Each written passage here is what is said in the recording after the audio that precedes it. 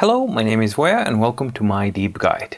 This is part 2 out of 4 of the Remarkable 2 paper tablet in-depth review and guide. So let's get on.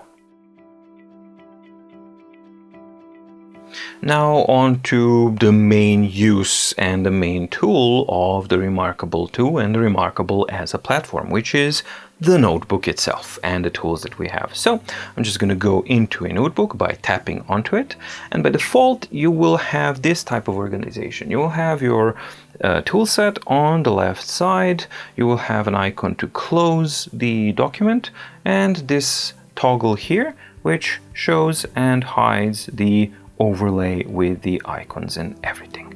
On the bottom you have your template, and that's pretty much it. So most of you already are well versed with how this works, especially because we got literally zilch, nothing new with the Remarkable 2 software-wise. So it's all exactly the same and it's identical. But what's not the same is the screen and the pen and just how it actually all works. And the difference is quite noticeable. Here's the thing. It's a huge yardstick and something that blows my mind even after a week of using it. Remarkable 1 was fast, and it was the fastest one, and it still is faster than any of the competitors out there that are writing. This thing is much faster than the Remarkable 1. We're pretty much now getting with Remarkable 2 into the territory of imperceptible. And what that does to the brain is quite a profound difference, because even though Remarkable 1 is and was extremely fast and really good, on the Remarkable 2, when you start writing, very strange things start happening in your mind. As in, you forget that you are writing on a piece of technology, you forget that you're writing on a tablet, that you're writing with a digital pen, and that this is a digital device. So much so that, let me just go back to this drawing here. When I started drawing this eye, for example, I was using the pen tool, the pencil tool a little bit, and more on brushes a little bit later, but I just want to talk about this impression here. So, and I was listening to music and doodling and doing all that kind of stuff, and then without even thinking or realizing what I'm doing, my finger went to the screen and I started to smudge what I drew upon. Now, this is a technique that I used to use when drawing with a graphite pencil on paper all the time, and you use the finger to blur out the shades. So basically to create shading a little bit better. And I actually genuinely forgot that this is not a piece of paper and I'm not drawing with a graphite pencil on it. My brain was tricked. So this device was so fast and so good that my brain kicked into the old habits, and I just wanted to do some smudging here. And I was like, wait a minute, it's not smudging, and it's like, whoa. It was a literal like, dude moment. It was quite a profound experience. And since then, the combination of the design, the thinness, how it is in your hand, how the marker is, how it feels, how it sounds, the responsiveness of the device, the whole thing, it just makes me want to doodle, write, and use it and spend time with the device a lot. So I just want to use the device all the time, and it's done something that I haven't been doing in a very long time, which is curl up into a chair, play some music, and start just writing my thoughts and figuring out if there's an interesting idea that comes out from it or not. I didn't get that from Remarkable 1. Certainly I didn't get it from any of the other devices. This is the first one that actually did it, and this is something that I used to do with a piece of paper and a pencil, and I actually missed that. And it was an unconscious thing that happened with it. This is something just like a reflex, an old reflex was awakened again because of the thinness, because of the responsiveness, because how it feels and what it is. So this is something slightly faster, and it's the same thing like Remarkable One, yes, but everything is a little bit better and a little bit faster. And for me personally, it crossed a certain threshold and just broke into a different barrier, different area of me, actually. I don't know if that makes any sense, but yeah, that's the impression that I got when I started using the Remarkable 2. So the writing experience is absolutely unparalleled. And don't freak out, I will show a writing example and a close-up and all of that kind of stuff, but I just first wanted to say these things so that I don't forget about them, because I do feel that they're important, because it's something brand new for me. It's not something that has happened with any of the other devices that I've been testing and using so far.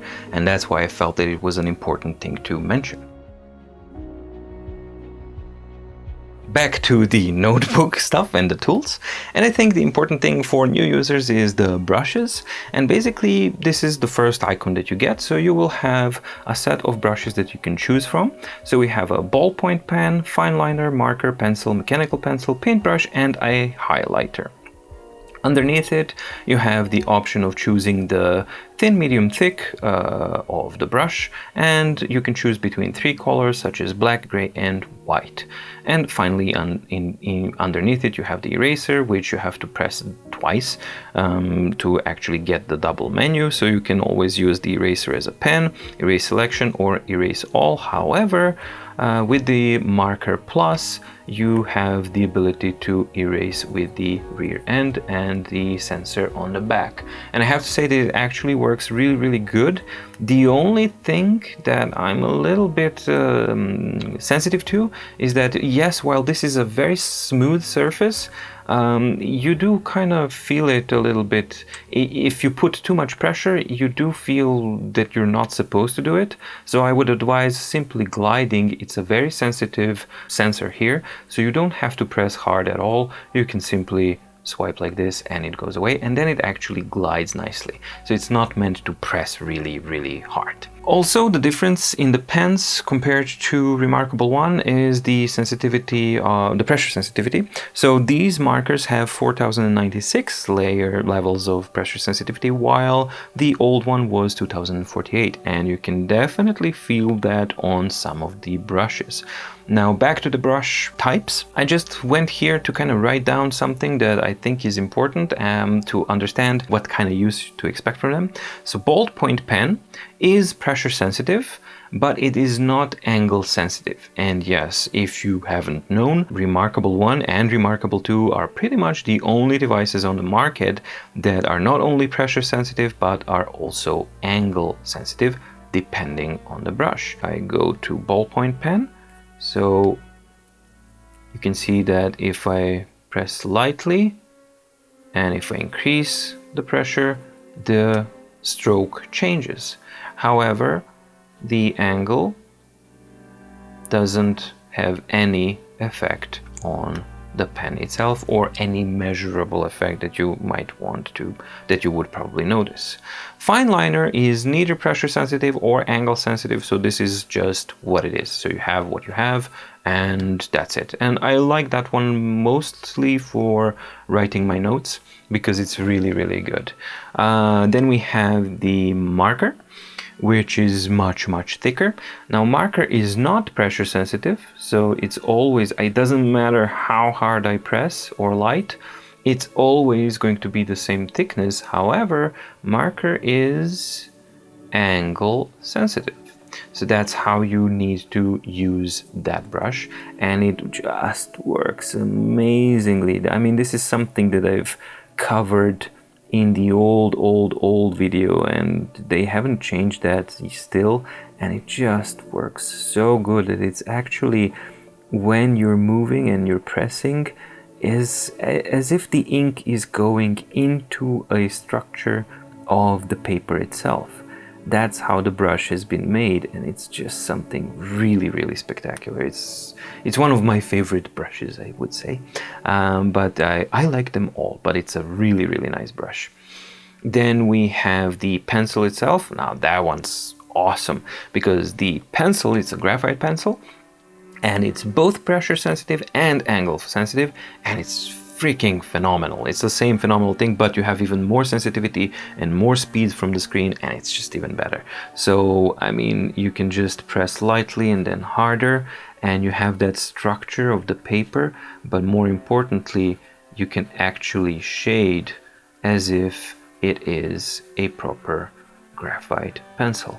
And that's something that I really like.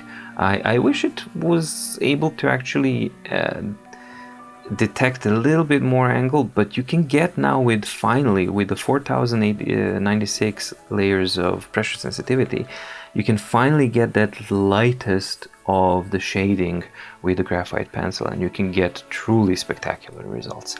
I don't know of a single other device, note-taking device, that is capable of doing this.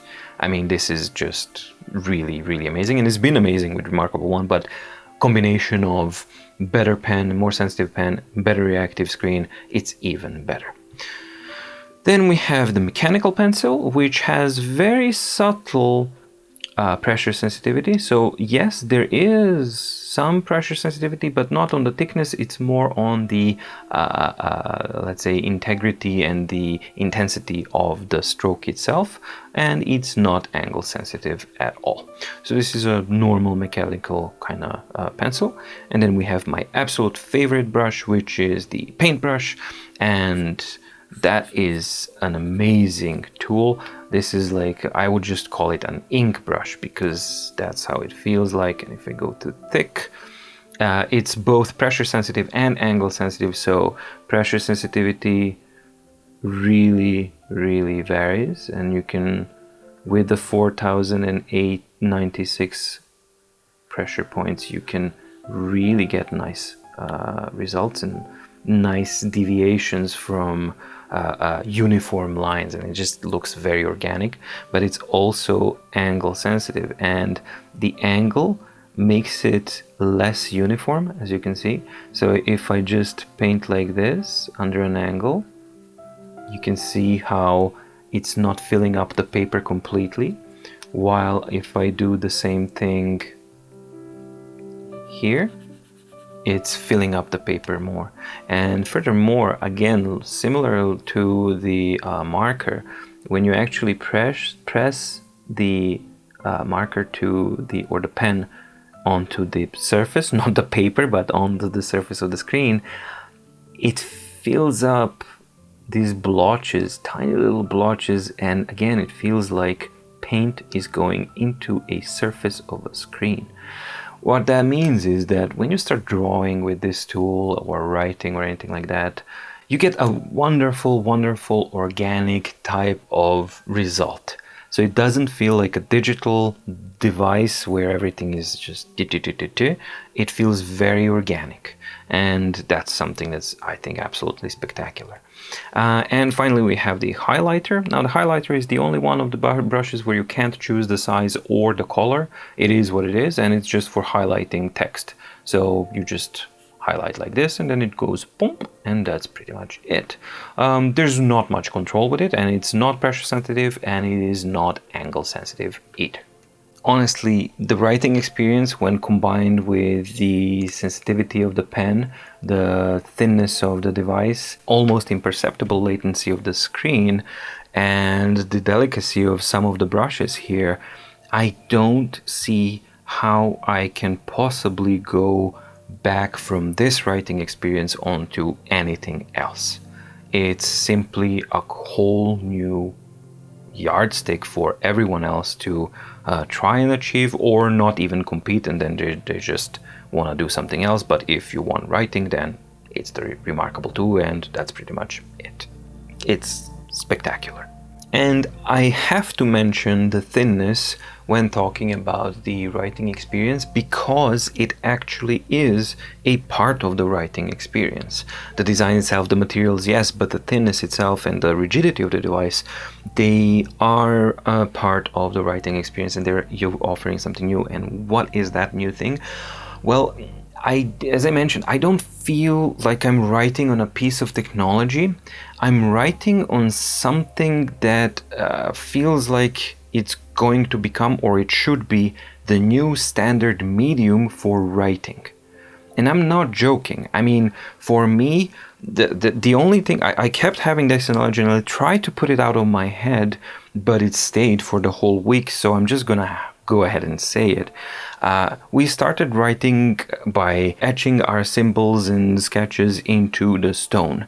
Then we went on to clay tablets. Then we went on to paper. That stuck around for thousands and thousands of years.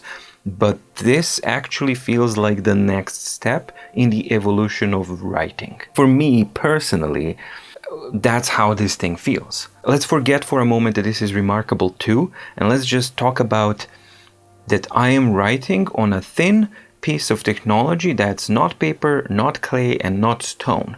It's something new. And that's what I'm trying to say here, that this here, that Remarkable 2 is representing today in 2020, I really do believe is the new medium that we will be writing on, because it has blurred the edges completely between technology and writing and It now feels good enough and authentic enough that it should be the new medium for writing. It's completely silly to compare the writing experience on this with anything else, because nothing else can even come close to it. Literally, not even close.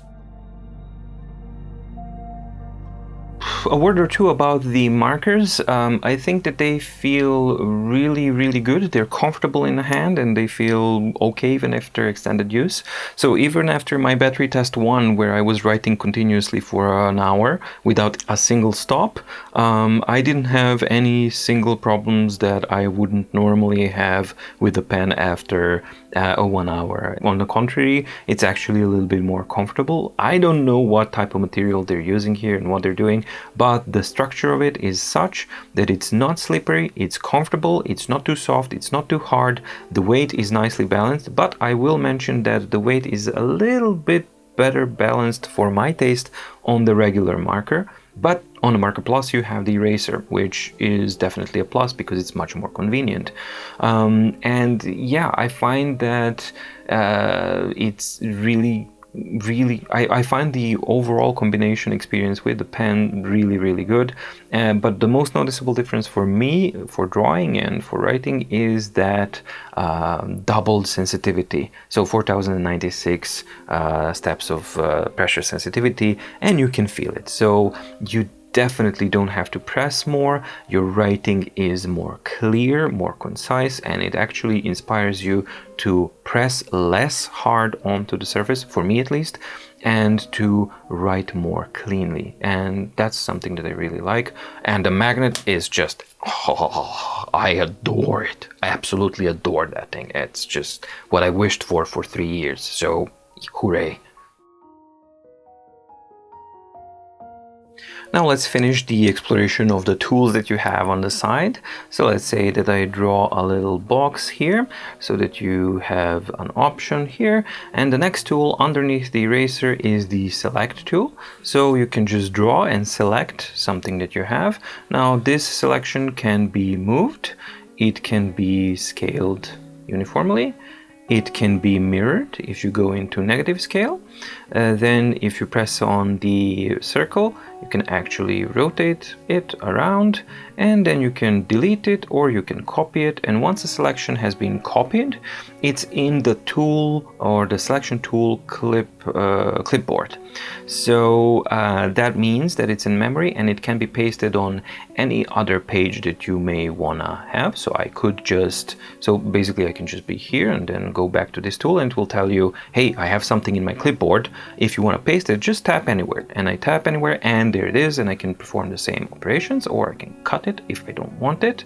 But more importantly, that selection and that clipboard retains, I think, until going to sleep, and you can copy the selection to other notebooks as well. So you can theoretically select a section, for example, I can clear clipboard and I can make this selection here of text, and then I can copy it and paste it into a new notebook, etc, etc. So this is something that's really useful, and I love how this tool works. Next to it we have the zoom tool. No, in the notebook you cannot have a gesture for zooming.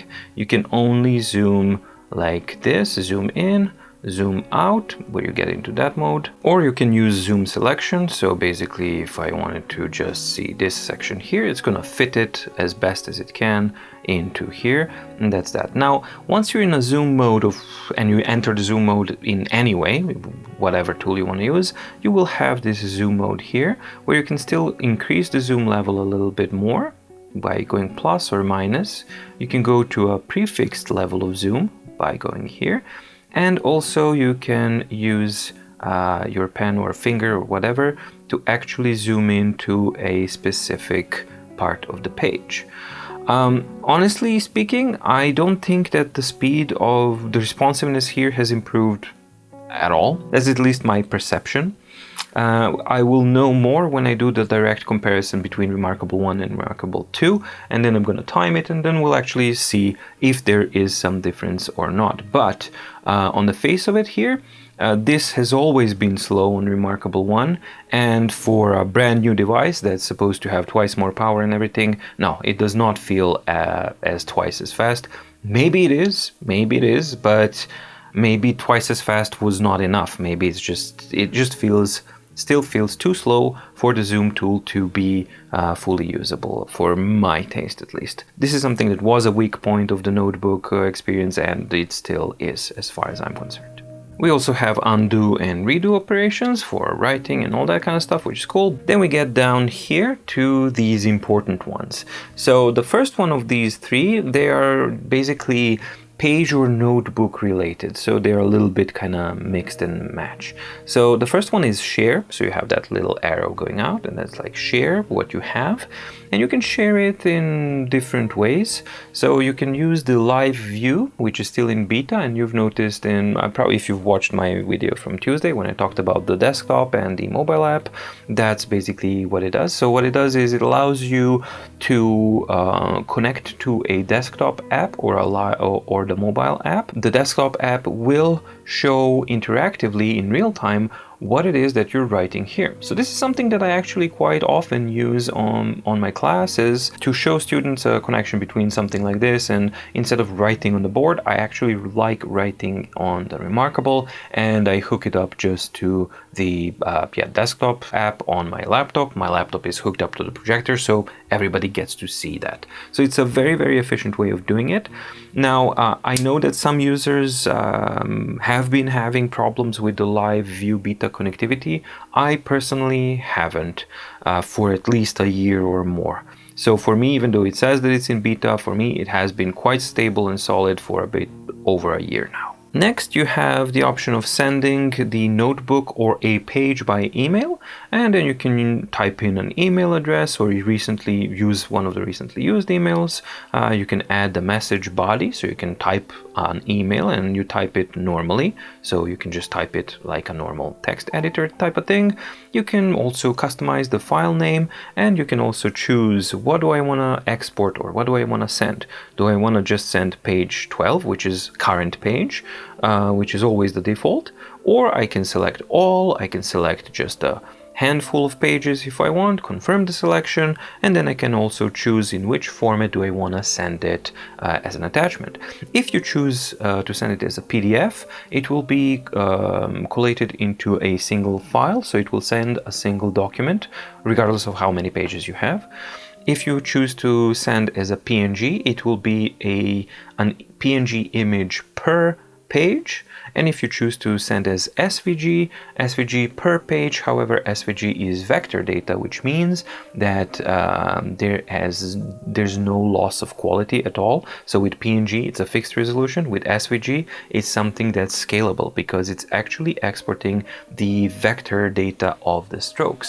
So that's a really cool thing. If you're sketching and drawing something, you can export it, you can blow it up to whatever print size you need, and then use it even as that. So very, very nice set of options. Not too many, not much, but all that I would want. It's pretty much all there. In the share option, we also have at the bottom convert to text and send, and this is a really, really important one. So basically, let's say I have this, which is scribbled on totally, and I have lines and all that kind of stuff, and let's just see what happens. So if I convert to text and send, first it's going to convert and try and recognize my scribbles, and then you will enter like a text editing mode. So actually it's recognizing some of the smileys, which is kind of new. I didn't notice it can do that, but it's actually quite okay. So battery testing, the initial charge took around G to 5 hours. So 4 here recognizes 4, which is normal, and the battery level indicator did reach and display 100%. Test 1, I will document the battery level at the start of the test, and will then write for awful board. Then I'll donut the battery level, compare and conclude. Device will be put to sleep for 12 hours. I did it for 24. And battery level will be compared before and after. So generally speaking, I find it to be, if you are mindful that you are going to be writing for text conversion, then it's incredibly good for my handwriting.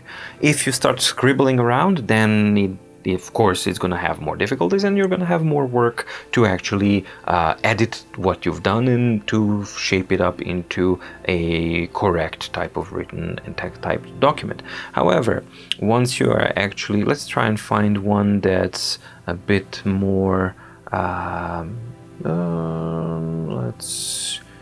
let's try and do this, because here I've been trying out small and detail writing is possible at normal zoom levels, and I also wrote here in 400 zoom level, very, very tiny. So let's see if it's able to actually convert that type of stuff. And yeah, so writing style, small and detailed writing is possible at normal room, not zoom levels. Is also possible to write like this. So this is the tiny one that I've written in zoom level. It is also possible to write like this, a zoomed in level. So it actually can recognize something as tiny as here.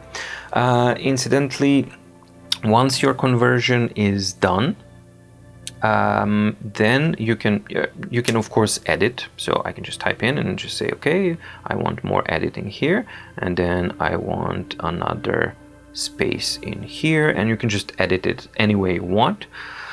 However, you can also select more pages if you want, but if you do it from a single page, then it's gonna erase all the changes. If you're doing it, so if you're initiating the text conversion from a single page, that's for just one page. You can't just add more. You can just send it, and that's that. If you want to do text conversion on more pages, that's done from the page overview menu, and that's basically what we're doing here. Next to it, we have another thing, which is one of my favorite things on the Remarkable, and that's the layers. Incidentally, on the bottom layer is always going to be the template, and this is where you can change the template of the current page. So if you want to change a template on a single page, you go to layers and you just tap on this icon here, and then you can choose the same, like creating a new layer, and you have plenty of layers, plenty of templates to choose from. They're organized in portrait or landscape mode, and you can have them in groups of creative, grids, life and organize, and lines. Now here's my gripe. We still don't have a sensible way, a user-friendly way of importing and using our own custom templates. It's been 3 years now, and the only way of doing it is a hack way, which I don't like. I have a tutorial on how to do that if you really must, but it's not a good way because there's gonna be times when it's simply not gonna load and it's not going to be displayed properly. And after each update, firmware update, you're going to lose all of your templates, and you're going to have to reload them again, and the documents that use those templates are not going to show correct templates. They're going to be in error, and it's just a hacky way of doing things, and I do not see a reason why. There's not a single reason why that is still a thing, and it's a huge negative point as far as I'm concerned. There's no excuse for this, absolutely none whatsoever, to lock the users into this kind of thing. I don't understand this, and I do not support it at all. Finally, we have the icon at the bottom here, which is basically page management, or notebook management, I would rather say. And this is where you can add a new page if you wanted to. Then you can set to landscape view, which doesn't really rotate anything. It simply moves the toolbar to the bottom, or I guess in left-hand mode it will go on the top. I'm not entirely sure. We'll see. I'll be corrected by someone in comments. But more importantly, you have the page overview, and this is where you have your notebook operations. And the first icon here is convert to text. So if I select, for example, if I wanted to convert all of these pages here, then I would make a selection, then I would go convert to text, and I would start editing them, and then I would hit send to send it out. Alternatively, you can cancel the selection, my bad, and then you can send a selected page or selection of pages. You can again add a page if you want, but you can add a page somewhere else if you wanted to. You can insert a page, for example. That's an interesting thing, and that's basically what the new page does, is it also inserts a page next to the page where you're at. Not at the end of the document, but where you're at. You're also able to move a page within the notebook or to another notebook. You can duplicate the page and then move it to another notebook, and you can rearrange pages, and basically, so I can just move it. Where do you want to move it? I want to place it here, before this page or after. So everything like it was before, and it just kind of works. So you have proper control and management of your notebook and pages within the notebook. It's something that I like, but I think the important note is, if you want to do convert to text and send on more than one page, remember you have to do it from the page overview. Select the pages you want and then convert to text, and then edit, and then send. So that's the overview of the functionalities and the tools of the notebook itself. Now, since Remarkable 2 does not have any physical buttons, navigation is done purely by gestures, and you are very limited with the gestures that you have. There's no alternatives whatsoever. So you only have swipe left, swipe right, and you have swipe down for back or home. Now, one thing that I really don't like, but they are using swipe down, is basically I like to have also the ability to swipe up and down for next and previous page, but you don't have that option. And also there's no pinch zoom or anything like that in the notebooks themselves. That's pretty much it. Yeah, so swipe left, swipe right, swipe down, that's that. How do they work? Depending on the dryness of your fingers, they work mostly good. So left and right for me works very, very good most of the time. However, I find myself that the swipe down more often than not doesn't work and requires me to do more swipes. Now it's actually really good, but it's not always like that. And I haven't been able to actually figure out what affects its precision, but that is something that I've noticed. Maybe I'm just not used to swiping correctly yet, but that's what it is at the moment for me.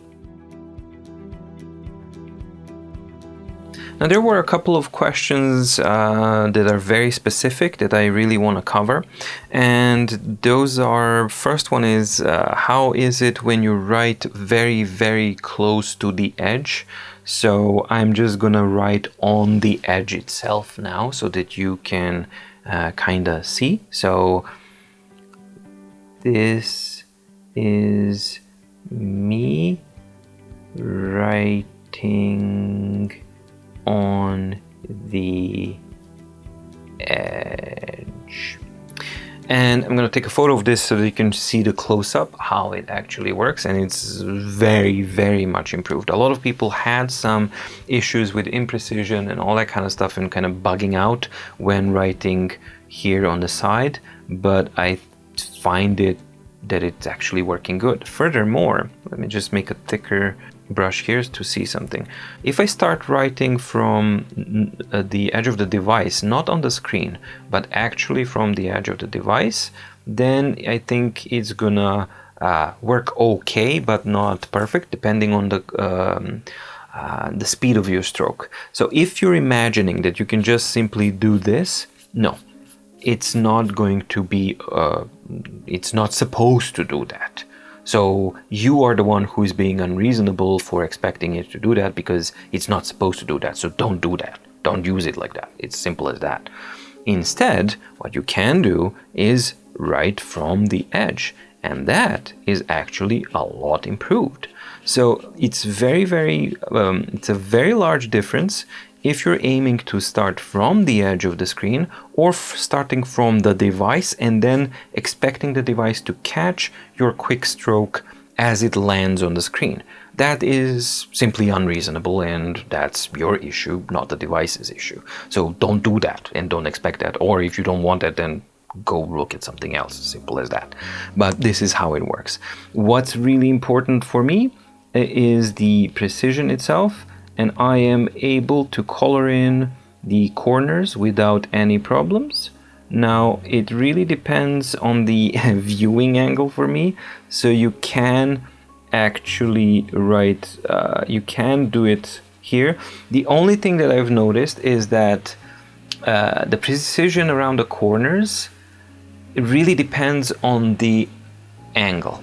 So if you are more angled, it's going to be less of a thing that you're going to notice.